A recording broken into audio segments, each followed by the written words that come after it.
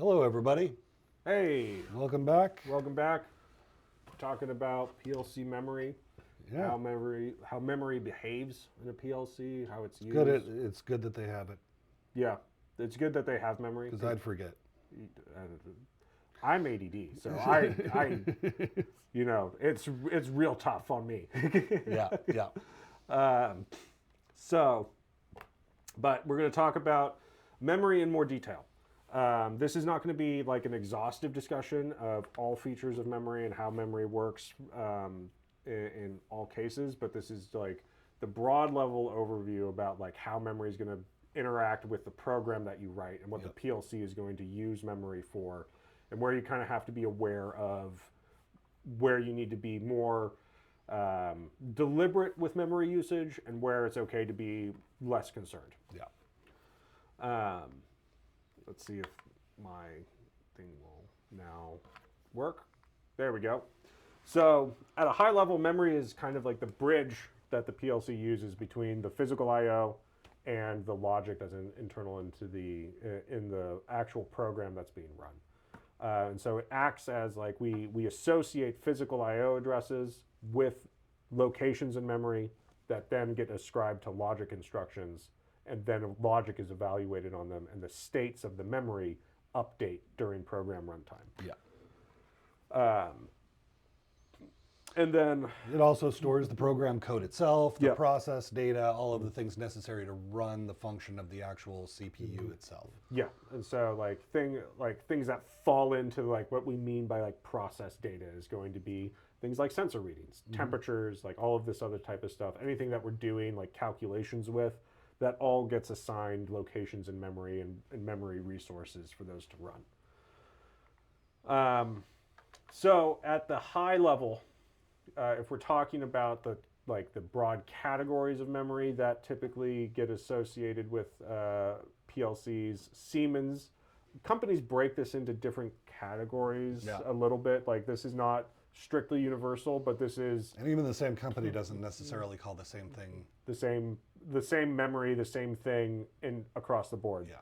So this is like, consider this like a framework to kind of conceptualize like how memory is kind of thought about in a PLC, but it's not strict. This is not like a explicit map of every PLC of how this works.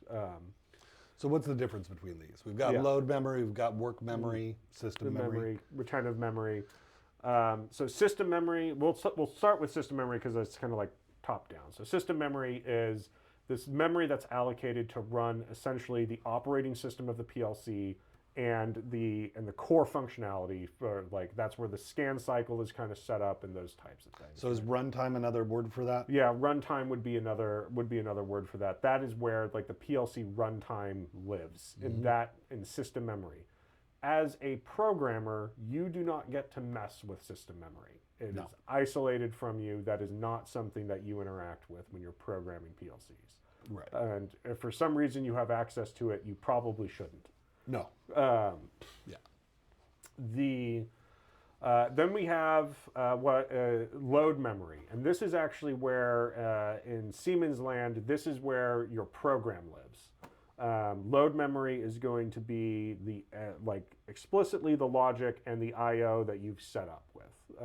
There's a pool of this memory, so you can only run programs of a certain size and complexity, given the limitations of the load memory the PLC supports. This is not the same across all PLCs. Even in Siemens, like they handle this differently. Different model CPUs have more or less load memory than others. And even it's not even guaranteed that load memory is built into the PLC. Sometimes it's an external flash card or something like that as well. Yeah. So that can happen. Work memory. So work memory, this is going to be one of the areas where it's memory that is kind of dynamically allocated to the program based off of kind of what the program is doing. So it's kind of like broadly at a high level, it acts as the scratch pad for the PLC in most cases. Things that live in this area are going to be things that change over time during program runtime. So that's going to be like input and output states live in work memory. anytime that you're creating data that's tracking like a counter or something like that, it's probably getting a slice of work memory to track its internal values. To track the changes for it. Yeah, to track Like the to changes. track Yeah, the dynamic yeah, things, yeah. right? But the other part of that, the actual counter itself, you know, Yeah. is saved in retentive memory. Is saved in retentive memory. So like there's an interaction here, like when you're working with specific functions in PLCs, like counters and timers, and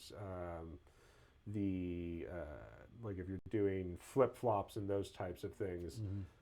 Edge detection also does this, where they kind of like they exist across these two memory categories, kind of simultaneously. Right. So one way to think about it is that anytime you're actually doing stuff, you have to take it down off the shelf, Yeah. which would be like the retentive memory or the load memory or the system memory. You have to take it down off the shelf and put it on a workbench. And the work memory is that workbench. Yeah. It's where you can make all of these changing Yeah. calculations, and then you can write it back to wherever you got it from. Yeah. So again, like work memory, I think if you're more familiar with consumer electronics and computers, RAM. it's analogous to RAM. Yeah. It doesn't behave exactly like RAM if you're super knowledgeable about that, but it serves the same functionality. Same basic functionality. Yeah. Okay. So if we're talking about this though from like kind of the practical user perspective, us programming a PLC, these groups of memory tend to kind of get split out into kind of two specific areas, where you have the memory that's associated with the operating system and stuff that you do not have access to as the programmer. And then there's the user memory, if you will, which are the things that you can interact with as the programmer. And broadly speaking, this is going to be, or things that you influence, I should say. And notice that the input and the output tables, those are driven by whatever modules you have hooked up to the PLC. They're addressing themselves. You don't, like, rarely do you have to configure those when you add a new module anymore. They're pretty plug and play. Yeah, in any modern PLC that I'm aware of, and like by modern I mean any PLC that was made after like 1990, you do not interact with the input and output table directly as a programmer. Yeah. So it's something that essentially exists now behind like a walled garden of memory. You call upon it. You call upon it, you retrieve information from it, but that's done in a very automatic way as part of like the built-in behavior of the PLC. You are not going to issue a command directly that says, write this value to the output table. Right. There are steps in between that. At the user side, though, this is where we do get to, this is memory that we can begin to directly interact with for the most part. Generally speaking, this is going to be, the big thing here is going to be the M memory allocation. Different PLCs will have different amounts of this. But that's like the lowest level memory interaction that you can really have in most cases around PLC programming. Yeah. And that M memory you can use for all the different data types, but they take up different amount of space. Yeah. And so if we're talking about just like an individual bit, like a 1 or 0, like that, or an individual binary value, I should say, a 1 or a 0, that takes up a single bit of memory. So that would, in this paradigm, this would take up essentially one memory address. Yeah.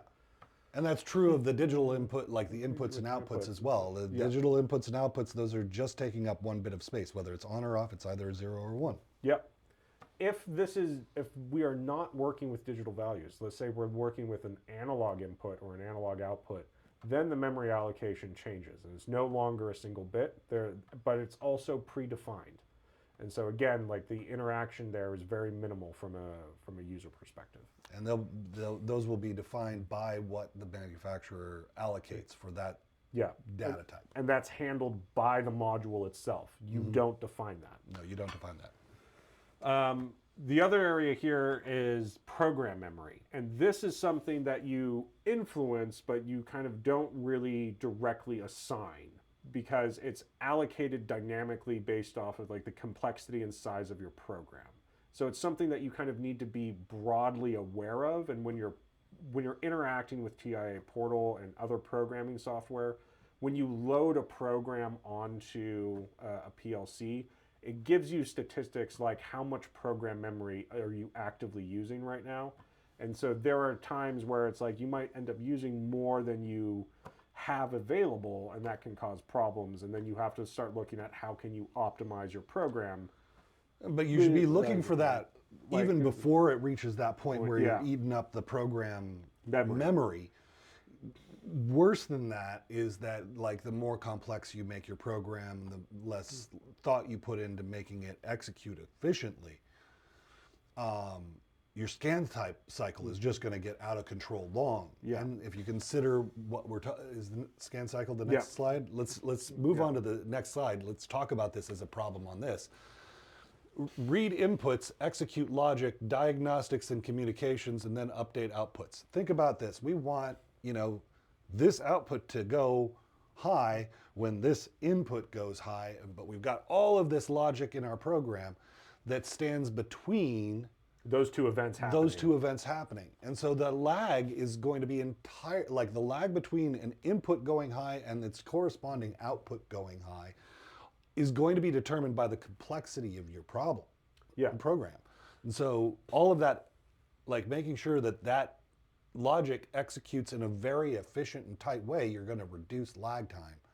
Yeah, and managing this is also something that's really on you as the programmer, because there are a number of different scenarios where if the execution time for a cycle or one scan cycle of your program exceeds a certain threshold, it can start causing problems with reading input and output data at the appropriate times based on what the machine is doing.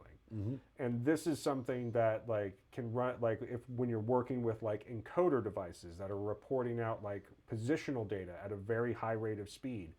This is where these types of optimizations really become a priority, and can limit the complexity of your program in a way that's not really bound by what the PLC is strictly capable of processing.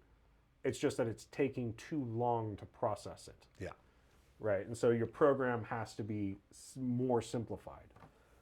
This is also, this type of scenario is also why you still see in some cases dedicated PID controllers that are handling PID for complex processes where there's lots of variables that are interacting, to offload that from the PLC so it doesn't have to spend time churning through that information and data. Yeah, decentralizing the computing a little bit helps a great deal. If you can boil down something before it hits the PLC, then your PLC code will execute much faster. Yeah, if you can boil the simpler the evaluation the PLC has to make, the faster it can do things fundamentally. So if you can boil something down to a binary value and it's reliable for the process, it's probably worth doing to some degree. Yeah. There's a balancing act there. You don't need because you can increase your complexity of how many components you're interacting with and your bill of materials, but generally speaking, it's better to use as simple as logic as possible. Yeah. Whenever you're programming, for this reason of kind of memory and process optimization. Yeah.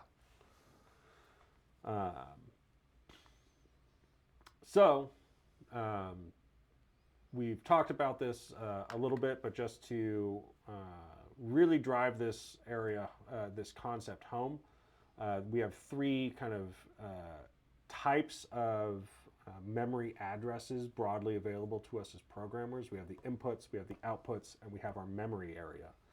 These can be used. These are used inside of our programs, and we assign them to logical instructions. And we'll look at an example of that here in just a moment. But what's happening is we are associating the physical world with the internal logical structure of your program through these memory addresses, and that's handled by your tag table. So just keep that in mind. Yeah. Just as simple as that, and then that leads directly into our tag table, and you'll see I, Q, M over there in the address bar. What tag tables are great about is they give us a little bit of English. They make this a little bit more human readable. Yeah, so we have a name for it, but I want you to also note that there's also a data type for each. Yes. So Boolean means logic. digital. It basically means a 1 or a 0. Yeah. And INT is short for integer. That's going to be a whole number, positive or negative.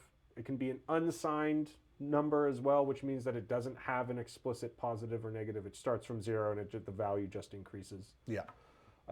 You can have a floating point value or a real number, which you can think of as essentially a fraction.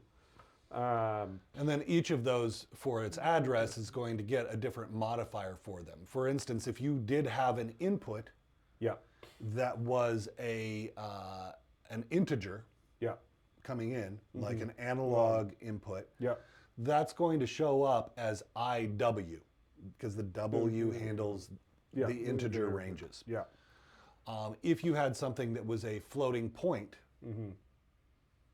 then you would have a ID. You would have an ID associated with it. And one thing, when we're saying like these IW and ID, I think it's really important that we tie this back to that previous slide where we were breaking out the memory.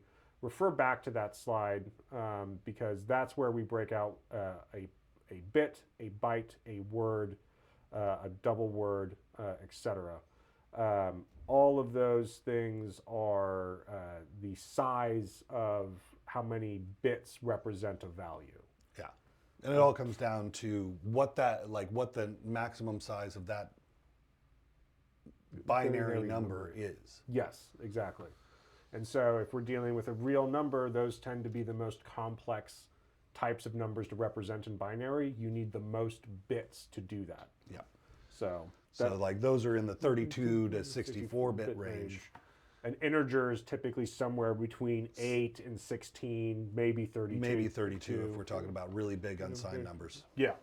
And you definitely use those in programming quite commonly. So these different data types we will talk about in more detail as we go, but just understand that like the way this is managed, the way we manage these associations between memory and instructions and the physical world is through the tag table. Creating this, that's where we create these associations. And you guys will get plenty of practice interacting with a tag table and building tag tables throughout the quarter. And I think while we're here talking about this tag table, it's worth recommending that you like this should be where you start. Yes, this is actually, if we're talking about like our workflow, and we will get plenty of practice on this, but this is step one of programming, is identifying your inputs, your outputs, and your other program variables and building this tag table. Because when you get into writing the actual ladder logic for it, or building program function blocks, you're using the tag table. You can actually drag and drop all of the things that you write into the tag table onto your program, and it makes programming a breeze if you've set this up logically and well at the beginning. Yeah. And there are multiple tools inside of TIA Portal and quite frankly most PLC programming environments that give you ways to manage large amounts of tags and to make them effectively organized. Even the cheapest on the market has the equivalent of the PLC tag table. Yeah, it doesn't this is kind of like a universal thing for pretty much every PLC. I'm sure there's an exception. There probably is. But I'm not aware of it. Yeah. So when we're saying that we map physical I/O to logic, and we do that through our these memory addresses, we can see an example of this on the right-hand side here. We have a tag table down at the bottom. This is like an abbreviated tag table that has the input and output addresses and the memory addresses for these associated tags or these variables in our program. And you can see that they are associated with specific instructions in our ladder logic program. These specific instructions change state depending on the actual state of the memory address that's associated with each instruction. And so this is why when we're looking at the scan cycle, we read inputs and update the input table first, because then when we're evaluating logic, we are reading those red input values directly to these instructions and then updating the instructions. So we've got M6.4 up there, both on the output side Yep. and on the input side. Yeah. So does that mean that we update the output side and we update all of these when we're updating the outputs, or are those updated with the inputs on the scan cycle? Oh, that's an interesting question. When we're doing that, if this is an output on that rung, that's going to it will be its state will change as the outputs are updated, but that's happening before it gets to the physical output layer. Yeah. So this is something that we need to. The thing that I want to point out here is that it depends on, like, when it's read and updated. Yeah. Is dependent upon whether you put it into the program as an input or an output. Yes. So where you see it as a contact over there on the left-hand side, in the scan cycle, it's updating that at the beginning of the scan cycle. Yeah. But over on the output side, it's only updating that at the end of the scan cycle. Yeah. And that's, if we didn't do that, that little latch there wouldn't work. No, it would not. If we didn't separate those two things, that latch there would fail. Yeah. And it would go off. Yeah, it would probably default low and it would never go high. Yeah. And so what we're talking about, and so this is a technique though that gets used very frequently in PLC programming, where we're using an internal memory bit as an output, and then we are changing the state of that bit and using it later on as a logic instruction for controlling something else in the program. Yeah. And this is when you guys get into the actual programming portion of the classes and the exercises, you will see examples of like why, when, how, and where you do this and for what reasons. And it'll make a lot more sense when you get into practical problems. Yeah, when you get into practical problems, just know at this point that this is something that is commonly done. This isn't, and this behavior is driven by the scan cycle.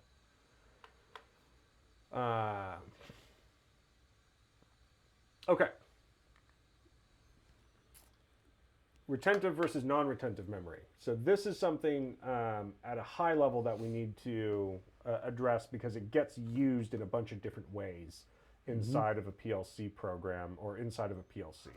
So broadest category possible, anything that is retentive memory is memory that is going to hold on to information through a power cycle or a PLC reset cycle. Anything that is non-retentive will clear essentially anytime the program restarts,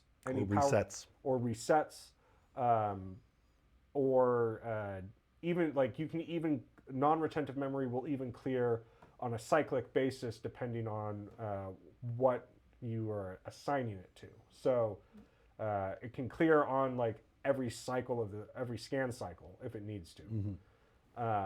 But retentive memory retains that information through reset and power operations. And so things you might encounter retentive memory on are probably going to be things like counters and timers. Most commonly. But anytime that you need to save, like maybe you need to save like total machine runtime while like over the course of several months or something like that, through power cycles and all that type of stuff, that's something that gets retained in retentive memory. That would be an example. Okay. Anything you want to add on retentive, non-retentive? I mean, it's pretty straightforward. Yeah. One you keep, one you don't keep. Yeah, it's just like anything that's non-retentive, don't expect it to be there. Yeah, don't expect it to be there at the beginning of the next cycle. Essentially. Like, if you're going to leave your bike on the sidewalk, don't expect it to be there in the morning. Yeah. So some examples here, retentive, we talked about this, but types of parameters that typically get associated with retentive values are going to be things like speed variables in terms of like, this is a target speed that we want to maintain. So this is something that the PLC should remember every time we power a system on. Yeah, calibration offsets offsets are just an offshoot of that. Yeah. It's something you set once and you want to keep that way. Right. Alarm status is typically something like that's retentive in the sense that we want to be able, like if an alarm happens and the machine shuts down, when we power that machine back up, we want to see what alarm that was. And then we might manually clear that. But again, it's retentive because it's retaining that information through a power cycle. Yeah. And then like a valid pressure range. This is again analogous to like a target speed or something like that. Anything that we need to remember past. System constants is a good way of thinking about Yes, like if we're talking programming terminology, a system constant would be the term Right. there for that. that. And this is programming class. It is a programming class. So, a non-retentive memory example. So these are going to be things that change throughout the program, essentially. So if we need to track the state of a sensor cycle to cycle, we're probably doing that with non-retentive memory. If we're making sure machines start from the first step in a sequence, we typically set up that sequence counter as non-retentive. Making sure machines start in safe states. We don't want the machine to remember its previous state. We want it to default to a known state. Right. We use non-retentive memory. We don't want the PLC to finish booting and then immediately start a saw spinning. Exactly. Or to turn conveyors on when we have another system that's not ready to accept material yet, or something like that. So these types of things frequently rely on non-retentive memory as kind of like the first line of defense to make sure that we don't mess something up when we're doing our programming. Generally, so what the metric or the barometer that we use to determine if something should be non-retentive or retentive.